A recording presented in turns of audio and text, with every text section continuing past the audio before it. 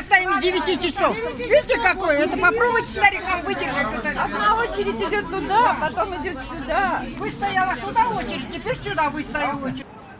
Таңғы сағат 9-дан Қазтрансгаз аймақ акционерлік қоғамының мекемесіне ағыла жеткен тұрғындар қолдарындағы түбіртекке қарап аңтаң. Солардың бірі Нұрсат шағын ауданының тұрғыны Зейнеп Анарбаева. Ол бұған дейінде түрлі көрсеткіштегі түбіртектерді алып келген, қолына келген қағазбен әдеттегідей төлемде жасаған. Алайда бұл жолы тым шеттен шықты деп отыр.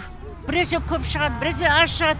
Енді бір көп бір шыққаннан кейін нормализация етеді ғой десек, енді күнгі келген квитанция қарасақ, долг деп қойған. Өзіміздің основной неміз емес, долг деп. Сонда біздің төлегеніміз қайға кетіп жатыр? Білмеймін, неменеге отыр бұлардың бәрі? Мен алдыңғы сол арзымайтын нәрсені есептеп жазамаса.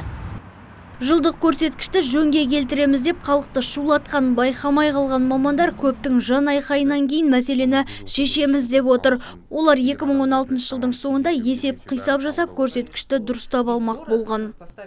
Оның барлығы жаңа айдан салбырап алған мынанша қоямыз деген емес, кәдімгі біздің өзіміздің есептеулеріміз бар, өзіміздің нұсқауларымыз бар, соған байланысты, мысалы бір бөлмелі квартираға өзіміздің жаңағы нормамыз бар. Екі бөлмеге ол норма сәл одан жоғары болады. Солай қарай кете береді. Солай норма қойылған сол контролерларға. Бірақ жаңағы контролер абоненттің обращениесі бойынша, бізге несі бойынша, ұсыныстары бойынша, сұраныстары бойынша, егер ол артық болып кеткен болса, ешқандай заң бұзушылық еш нәрсе жоқ бұл жерде, оны қайтып жөндеп орнына қойып береміз. Уже келесі жолы жаңа квитанция барған кезде абоненттің жаңағы фактически показаниясын өзі қайтып барады.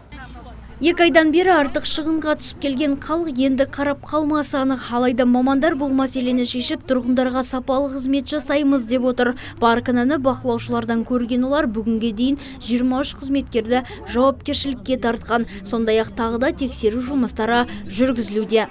Нұргүл Жолымбетова, Талғат Қырғызалиев, Сәкен Серқұл, ТВК телеарнасы.